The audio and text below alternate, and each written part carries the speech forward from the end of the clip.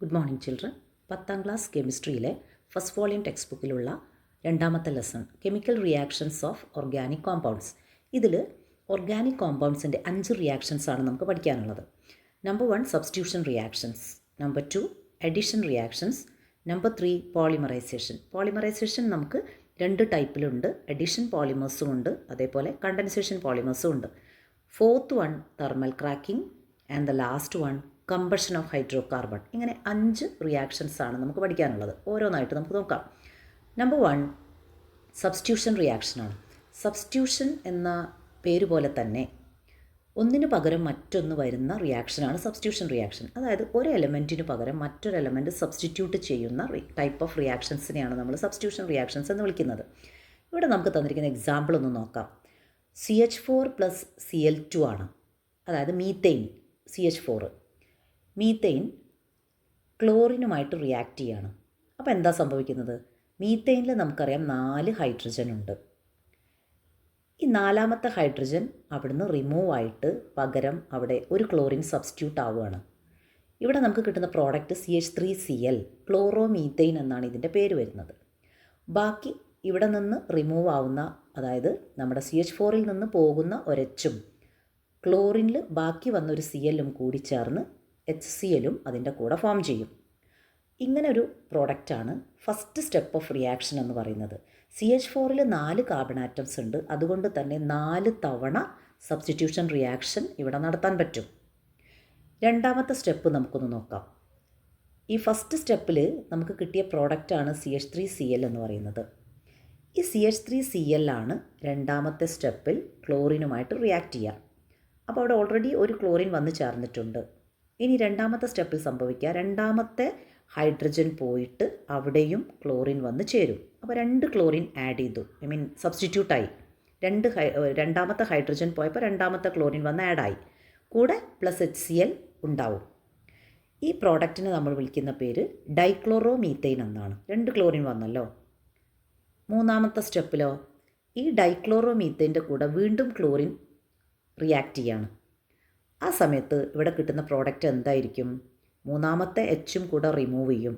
അപ്പോൾ ബാക്കി വരുന്ന പ്രോഡക്റ്റ് CHഉം Cl3യും ആയിരിക്കും. 3 ക്ലോറിൻ ഇവിടെ സബ്സ്റ്റിറ്റ്യൂട്ടായി. മൂന്നാമത്തെ ഒരു സ്റ്റെപ്പിൽ ഒരു ഹൈഡ്രജൻ പോവും, ഒരു Cl കയറും. എല്ലാ റിയാക്ഷൻസും കൂടെ ഒരു സ്റ്റെപ്പിൽ നടക്കില്ല, സ്റ്റെപ്പ് ബൈ സ്റ്റെപ്പായിട്ടാണ് നടക്കുന്നത്. അപ്പോൾ 3rd സ്റ്റെപ്പിലാണ് നമുക്ക് CHCl3 എന്ന് പറയുന്ന ട്രൈക്ലോറോമീതെയിൻ ഫോം ചെയ്യുന്നത്. ഇതിന് ക്ലോറോഫോം എന്ന പേരും നമ്മൾ വിളിക്കാറുണ്ട്. എല്ലാത്തിൻ്റെ കൂടെയും നമുക്ക് കാണാൻ പറ്റും HCl കൂടെ ഉണ്ടാവും. കാരണം അവിടെ സബ്സ്റ്റിറ്റ്യൂട്ടായിട്ട് പോയ ഹൈഡ്രജൻ ക്ലോറിനുമായിട്ട് റിയാക്ട് ചെയ്ത് HCl എന്നൊരു പ്രോഡക്റ്റ് ഉണ്ടാവുകയാണ് ചെയ്യുന്നത്. ഇനി നമുക്ക് പറ്റുമോ സബ്സ്റ്റിറ്റ്യൂഷൻ റിയാക്ഷൻ? ഒരെണ്ണം കൂടെ പറ്റും. കാരണം എന്താ? ഒരു ഹൈഡ്രജനും കൂടെ ഇവിടെ ബാക്കി സബ്സ്റ്റിറ്റ്യൂട്ട് ചെയ്യാൻ ബാക്കിയുണ്ട്. ആ ഹൈഡ്രജനും കൂടെ പോവുകയാണ് ചെയ്യുക. അങ്ങനെ അവസാനം നമുക്ക് 4ാമത്തെ ഹൈഡ്രജനും പോയി ഇവിടെ കിട്ടുന്ന പ്രോഡക്റ്റ് കാർബണും ഒരു കാർബണും 4 ക്ലോറിനുമുള്ള CCl4, അങ്ങനെ ഒരു പ്രോഡക്റ്റാണ് ഇവിടെ ഫോം ചെയ്യുക. അതായത് ഈ ലാസ്റ്റുള്ള ഹൈഡ്രജനും കൂടി പോയി പകരം ഒരു Clഉം കൂടെ അവിടെ വന്ന് കയറും. അങ്ങനെ 4 Cl ആയി. കാർബൺ ടെട്രാ ക്ലോറൈഡ് എന്നാണ് നമ്മൾ ഈ കോമ്പൗണ്ടിനെ വിളിക്കുന്ന പേര്. അപ്പോൾ ഇങ്ങനെ മീതെയിൻ്റെ സബ്സ്റ്റിറ്റ്യൂഷൻ റിയാക്ഷനാണ് നമ്മളിവിടെ കണ്ടത്. മീതെയിനിൽ 4 ഹൈഡ്രജൻ ആറ്റം ഉള്ളത് കൊണ്ട് 4 സ്റ്റെപ്പ് റിയാക്ഷൻ ഇവിടെ നടക്കും. ഓരോരോ സ്റ്റെപ്പിലും ഹൈഡ്രജൻ്റെ നമ്പർ കുറഞ്ഞു വരും, പകരം ക്ലോറിൻ്റെ നമ്പർ കൂടി വരും. അങ്ങനെയാണ് ഈ റിയാക്ഷനിൽ നമുക്ക് കാണാൻ പറ്റുന്നത്. ഇനി ഒരുമിച്ച് നമ്മൾ ഈ റിയാക്ഷൻ എഴുതുമ്പോൾ നമുക്ക് ഈ രീതിയിലുള്ള ഒരു റിയാക്ഷൻ, ഒരു പ്രോഡക്റ്റാണ് നമുക്ക് കാണാൻ പറ്റുന്നത്. ഇവിടെ നോക്കിയാൽ മനസ്സിലാവും. ഒന്നാമത്തെ സ്റ്റെപ്പിൽ ക്ലോറിനാണ്, മീതെയിനാണ്. ഈ മീതെയിൻ എന്ത് ചെയ്യുന്നു?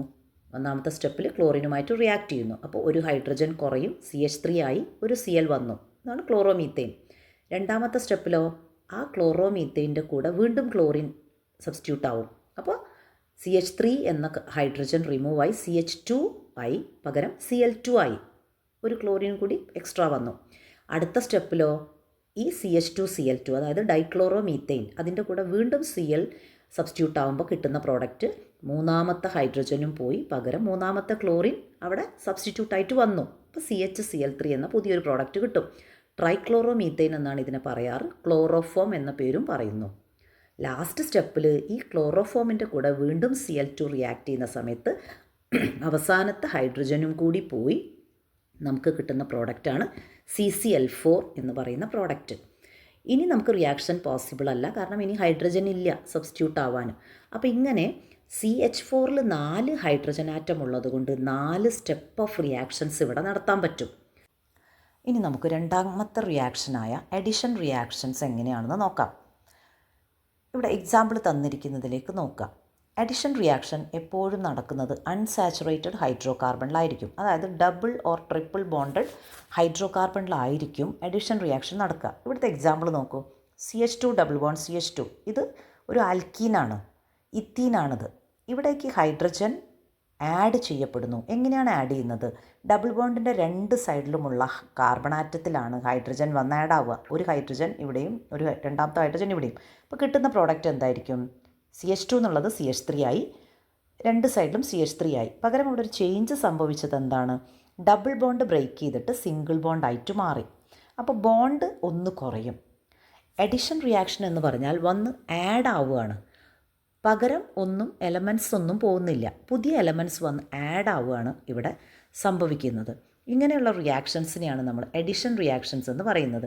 ഇനി നമുക്ക് മറ്റൊരു എക്സാമ്പിൾ നോക്കാം. ഇവിടെ തന്നിരിക്കുന്നത് ട്രിപ്പിൾ ബോണ്ടഡ് കോമ്പൗണ്ട് ആയിട്ടുള്ള ഈത്തൈനാണ്. ഈത്തൈൻ എന്ന് പറഞ്ഞിട്ടുണ്ടെങ്കിൽ CH ട്രിപ്പിൾ ബോണ്ട് CH. ഈ ഈത്തൈനിലേക്ക് ഹൈഡ്രജൻ വന്ന് ആഡ് ആകുമ്പോൾ എന്താണ് സംഭവിക്കുന്നത്? ഒരു ഹൈഡ്രജൻ ഒരു കാർബണിൽ വന്ന് ചേരും, മറ്റേ രണ്ടാമത്തെ ഹൈഡ്രജൻ അതായത് ട്രിപ്പിൾ ബോണ്ടിൻ്റെ 2 സൈഡിലുമുള്ള കാർബണിൽ വന്ന് ഓരോരോ ഹൈഡ്രജൻ ആഡ് ആവും. അപ്പോൾ നമുക്ക് കിട്ടുന്ന പ്രോഡക്റ്റ് എന്താണ്? CH2 double bond CH2. ഇങ്ങനൊരു പ്രോഡക്റ്റാണ് അപ്പോൾ നമുക്കിവിടെ കിട്ടുന്നത്. ഇവിടെ ബോണ്ട് എങ്ങനെയാണ് കുറയുന്നത്? ട്രിപ്പിൾ ബോണ്ട് ഡബിൾ ബോണ്ടായിട്ട് കുറഞ്ഞു, അതായത് ഒരു ബോണ്ട് കുറവ് വന്നു. ഈ രീതിയിലാണ് അഡിഷൻ റിയാക്ഷൻ നടക്കുന്നത്. ഇനി അടുത്തത് നോക്കിക്കേ. ഇത്തീൻ CH2 ഡബിൾ ബോണ്ട് CH2 ക്ലോറിനാണ് വന്ന് ആഡ് ആവുന്നത്. അപ്പോൾ ക്ലോറിൻ നേരത്തെ നമ്മൾ ഹൈഡ്രജൻ ആഡ് ആയ പോലെ തന്നെ ക്ലോറിൻ എന്ത് ചെയ്യും? ഡബിൾ ബോണ്ടിൻ്റെ 2 സൈഡിലും വന്ന് ആഡ് ആവും. അപ്പോൾ നമുക്ക് കിട്ടുന്ന പ്രോഡക്റ്റ് എന്തായിരിക്കും? ഇവിടെ CH2 ആയിരിക്കും, കൂടെ ആര് വന്നു? ഒരു Cl വന്നു. പിന്നെയോ അടുത്ത കാർബണിലും അങ്ങനെ തന്നെ CH2 ഓൾറെഡി ഉണ്ട്, കൂടെ ആര് വന്ന് ആഡായി? ഒരു ക്ലോറിൻ വന്ന് ആഡായി. അപ്പോൾ ഈ രീതിയിലാണ് നമ്മുടെ അഡിഷൻ റിയാക്ഷൻ നടക്കുന്നത്. ഒരു രീതിയിലാണ് ഇവിടെ അഡിഷൻ നടക്കുന്നത്. ഇത്തീനാണെങ്കിൽ, അതായത് ഡബിൾ ബോണ്ടുള്ള ഹൈഡ്രോ കാർബൺ ആണെങ്കിൽ അതിൽ ഏത് രീതിയിലാണ് ഹൈഡ്രജൻ ആഡ് ആവുന്നതെന്ന് നോക്കുക. കിട്ടുന്ന പ്രോഡക്റ്റ് എന്തായിരിക്കും? ഈത്തൈൻ ആയിരിക്കും. ഇനി ട്രിപ്പിൾ ബോണ്ടുള്ള ഈത്തൈനിലാണ് ഹൈഡ്രജൻ ആഡ് ആവുന്നതെങ്കിൽ നമുക്ക് കിട്ടുന്ന പ്രോഡക്റ്റ് ഇത്തീൻ ആയിരിക്കും.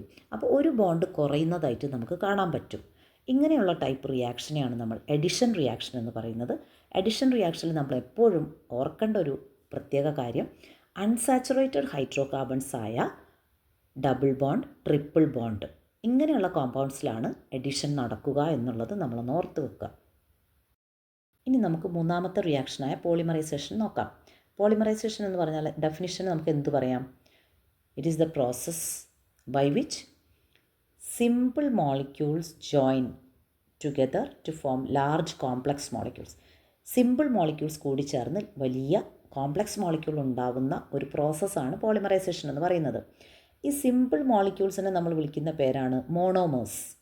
അതുപോലെ ഉണ്ടാകുന്ന ലാർജ് കോംപ്ലക്സ് മോളിക്യൂൾസിനെയാണ് പോളിമേഴ്സ് എന്ന പേര് പറയാം. അപ്പോൾ മോണോമേഴ്സ് കൂടി ചേർന്ന് പോളിമേഴ്സ് ഉണ്ടാകുന്ന ആ ഒരു പ്രോസസ്സാണ് polymerisation.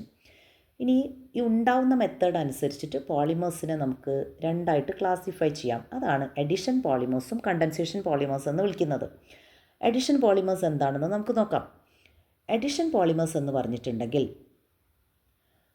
Repeated addition reaction of monomers, അതായത് സെയിം മോണോമർ തന്നെ റിപ്പീറ്റഡ് ആയിട്ട് പലതവണ ജോയിൻ ചെയ്ത് കിട്ടുന്ന